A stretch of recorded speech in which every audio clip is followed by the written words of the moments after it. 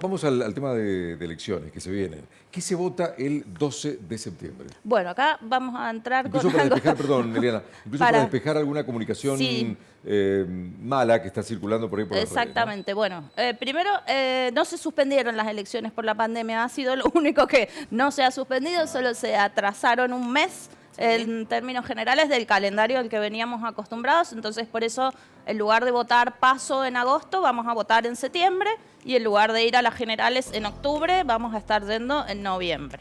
Esto es lo que ha habido oficialmente a nivel de cambios. Entonces, como cada 2 años, votamos en las PASO precandidatos a legisladores nacionales, que en el caso de Mendoza esta vez vamos a votar diputados y senadores nacionales. Diputados y senadores provinciales, o sea, se renueva la mitad de la legislatura provincial y se renueva la mitad de los consejos deliberantes de los 18 departamentos de Mendoza. O sea que vamos a votar estas 5 categorías de cargos en una boleta. Exacto. El día 12 de septiembre, miren, me he tenido que traer un machete. 12 de septiembre vamos a estar en las PASO, como decimos, votando precandidaturas. Esto significa que quienes logren superar, en este caso, el umbral del 1,5% de los votos para lo que es legisladores nacionales y 3% de los votos para lo que es provincial y municipal, estarán pasando a la elección general, donde ahí sí, obviamente, entrará en juego, obviamente, la elección, como decimos, bueno, ya definitiva, de quienes fueron precandidatos, ahora van a ser candidatos y tendrán la posibilidad de ser elegidos o elegidas legisladores. Eli, antes de que avances, me parece que nos cabe acá una primera gran responsabilidad, que es saber quiénes son esas personas, ¿no? Porque por ahí votamos listas y no sabemos quién, ni siquiera los concejales, que serían por ahí nuestros vecinos, ¿no? No sabemos quiénes son, qué aval tienen para estar postulándose a determinado cargo, ¿no? Bueno, a ver, tenemos una primera instancia, podríamos decir. Las PASO pretendieron ser en su momento, o se crearon con la intención, entre otras cosas, de involucrar a los ciudadanos en la, digamos, discusión de las candidaturas, porque justamente se entiende que hay poca participación de la ciudadanía en general, tratando de ver o de poner en una boleta quizás a candidatos que son de su preferencia y que quizás, digamos, en un debate que sea estrictamente partidario o que involucre solo a afiliados de los partidos y demás, obviamente esa participación está más restringida. Se favorecían los acuerdos de cúpula, estos que tanto por ahí, o lo que se llama en algunos lugares el dedazo, que es esto el poner a dedo. Bueno, esa era la intención. En algunos casos se presentan elecciones que podríamos decir son más competitivas porque los partidos compiten hacia el interior, o un determinado frente tiene partidos compitiendo al interior. Y en otras oportunidades, como ha sido mayormente para el caso del presidente y demás, no hay demasiada competencia al interior de las fuerzas. Entonces esto le resta quizás, desde la mirada del ciudadano, le resta importancia, porque si los candidatos ya están definidos y yo voy a ir a votar por una boleta única, la verdad es que no le encuentra quizás mucho sentido. Exacto. También hay que entender que más allá de las reglas electorales existen las estrategias de los partidos políticos, que a veces entienden que quizás no es óptimo en términos de, luego, digamos, eficacia electoral, ir a una competencia interna, sino que es mejor presentarse como un frente unido, que no tiene disputas y que solucionó de alguna manera esas disputas a través del diálogo, el consenso y demás, o en el armado de la lista. Entonces, sigue siendo bastante oscuro para el ciudadano la forma, digamos, de escrutar cómo llegó alguien a una lista. Eso, lamentablemente, es así. Las autoridades electorales no hacen tampoco demasiado en términos de difusión y abrir de manera fácil y, digamos, accesible para el ciudadano común lo que es una lista de candidatos. O sea, van a oficializar o se van a... por ahí de cada precandidato que va y se presenta a los conocidos y hace su propio trabajo de difusión. Y de hecho los partidos chicos también a veces, digamos, tienen que recurrir a estas estrategias porque no tienen suficiente militancia o no tienen candidatos para poner, entran algunos a último momento, etcétera. Entonces, se dan todas las posibilidades. La justicia tiene digamos, entre sus funciones, la justicia electoral luego oficializa esas listas. Pero a la hora de difundir esa oficialización, lo hace a través, no sé por qué, digamos, pero históricamente lo hace solo entregando, como mucho, fotocopias de las actas donde se oficializan. Les habrá pasado a ustedes como periodistas tratar de buscar esa información y encontrarse con un mamotreto de actas así con nombre, número de documento y demás que ni se entiende. Digo, esto de abrir la información a los ciudadanos no tendría que ser solo una tarea que hacen los partidos políticos, que en definitiva después son los que dan a conocernos su oferta electoral, sino que desde mi punto de vista la justicia electoral tiene que facilitarle esa búsqueda al ciudadano y que no dependa exclusivamente de los recursos económicos que un frente o fuerza política tenga para hacer difusión de sus candidatos. Eli, puntualmente, ¿quiénes votan? Vamos a las PASO. Primero, porque había duda respecto a los más jóvenes también. ¿A partir de qué edades? ¿Quiénes votarían? Sí, bueno, aquí ha circulado por las redes un flyer tratando de explicar quiénes votan con graves errores en términos de la definición, porque el flyer está redactado de tal manera que hace pensar que en las elecciones generales los menores de 16 a 18 años no votan, y esto es un error enorme. Sí, votan.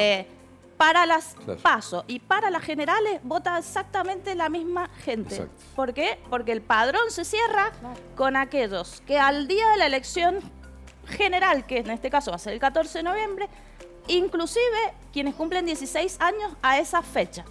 Y este es el padrón. Entonces, al 14 de noviembre es la fecha de corte, ¿no es cierto?, en términos de edades. Entonces, quienes cumplan 16 años hasta el 14 de noviembre inclusive y estén incluidos en el padrón, porque digamos, sabemos que este grupo etario de los 16 a los 18 a veces no logra entrar en el padrón porque no hicieron renovación de documentos a tiempo y demás. Entonces, tiene que estar en el padrón primero. Si está en el padrón, vota. Vota si quiere, porque de 16 a 18 recordemos que es voluntario. Exacto.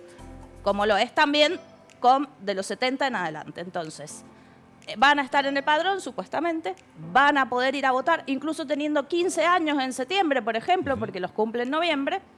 A los 16, esas situaciones van a darse y están habilitados para votar, como decimos, siempre y cuando estén en el padrón. Aquí se hizo una confusión porque en ese flyer, de alguna manera, se dividió en dos categorías a lo que se considera ciudadano argentino. Entonces, ahí es donde se entra la confusión.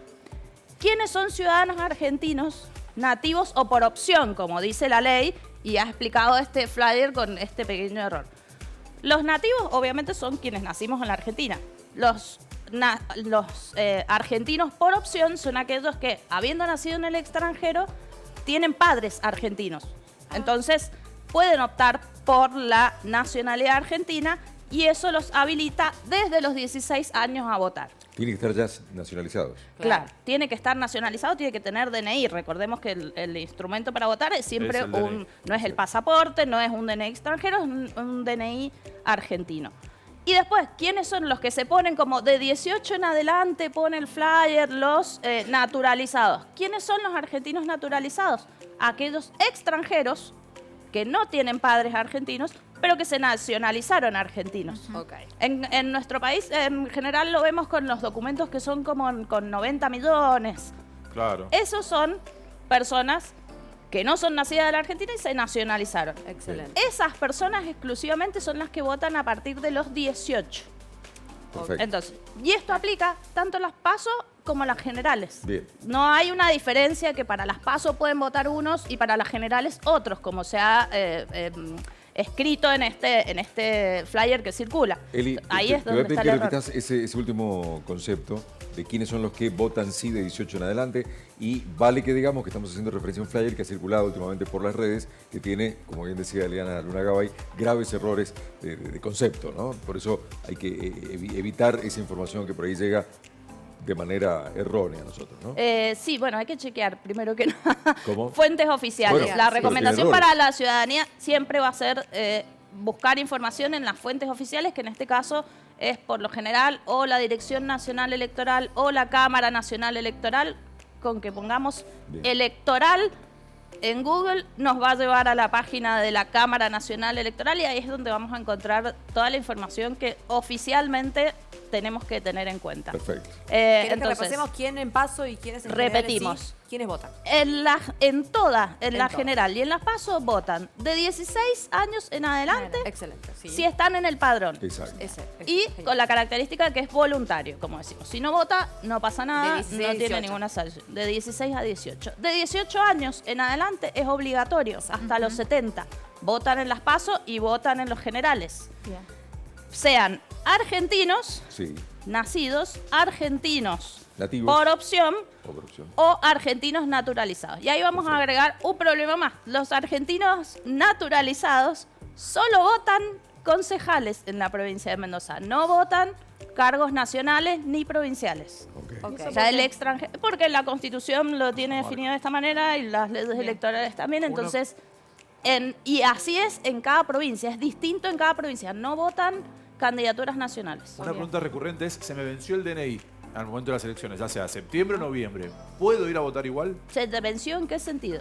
De la renovación, viste que tenés el vencimiento del DNI, que tenés que hacer renovación del DNI cada X cantidad de años. Si el mira. no, supongamos, no, porque hay gente que pasa que no lo tiene No me he actualizado. fijado, dice Eli. Fíjate también, porque hay gente que tiene el DNI también tiene un vencimiento, tenés que renovarlo. Dura mucho más que el carnet de conducir, por ejemplo. Pero supongamos, Claro. hay gente que le pasa eso, o que no ha hecho la actualización o el cambio de DNI, lo todavía robaron, queda lo gente, perdiste. o lo perdió. ¿Qué pasa en esos casos? Que es la Ahí, pregunta más bien. Que no recurrente. tenés el Acá carnet en la mano. son situaciones diferentes. Vamos primero a lo general, que es con qué DNI vamos a ir a votar. Bien. En este caso, casi todas ya en la Argentina hemos hecho la renovación y tenemos ya alguna versión del DNI tarjeta, pero aunque no lo crean, todavía quedan circulando cosas como la libreta cívica, la libreta de enrolamiento, O el documento verde. los DNI verde, los DNI cartón celeste. O sea, todavía existen personas Sí. que tienen esos documentos. Van a poder votar siempre y cuando el padrón diga que tienen ese documento. Si el padrón dice que yo tengo DNI y yo voy a votar con una libreta cívica, no me van a dejar votar. Porque la regla general es que siempre se puede votar o con el mismo que dice el padrón o con una versión posterior a la que diga el padrón. El ejemplo más fácil es, bueno, si yo tengo un DNI duplicado y en el padrón dice triplicado, es decir, una versión posterior, y yo voy con el anterior, me van a decir, no, usted no puede votar porque ese documento usted en teoría ya no lo tiene, usted tiene otro. Ok. Ese es el razonamiento. En cambio, si es al revés, yo voy con ya me hice el nuevo DNI, me llegó mi triplicado, pero voy y el padrón dice duplicado, o sea, figura mi viejo DNI, pero yo tengo uno más nuevo, puedo votar, porque el que vale es siempre la última versión. Bien. Siempre y cuando, como decimos, se coincida en el padrón y si no coincide, lo que se tiene en cuenta es que en la mano lleve la versión más reciente. Ok, Entonces, dicho esto, Perfecto. sobre la renovación de los DNI va a pasar lo mismo. Si el DNI en el padrón figura que es versión A, versión B, etcétera, y yo voy con eso, voy a poder votar. Si voy con una versión anterior a eso, no voy a poder votar. Ni vayas. Ni Te vayas van a o hacer no, votar. bueno, podemos sacarnos las dudas de esto. Recordemos que el padrón definitivo se publica 30 días antes de las elecciones. Excelente. Entonces, en este caso, el 13 de agosto ya se informa que va a estar disponible para la consulta pública el padrón. En 11 días. Como siempre, por internet, Ok. en lugares físicos, ya sabemos que en distintas oficinas públicas, en el correo, en sedes partidarias, ahí vamos a poder saber si lo que figura es lo que tenemos. Si no, lamentablemente no hay tiempo para resolverlo con Claro. anticipación. Una vez que ya encontramos el error ahí, después del 12 de agosto no se puede hacer nada, simplemente no va a poder votar. Y después tendrá que excusarse, pero no lo puede solucionar en ese plazo. Perfecto. Eli, muchísimas gracias. Vas a volver, por supuesto, Seguro. porque esto recién comienza. Sí. Falta mucho tiempo y habrán más dudas. Gracias, Bien, un placer. gracias a ustedes. como Gracias, siempre. Eli.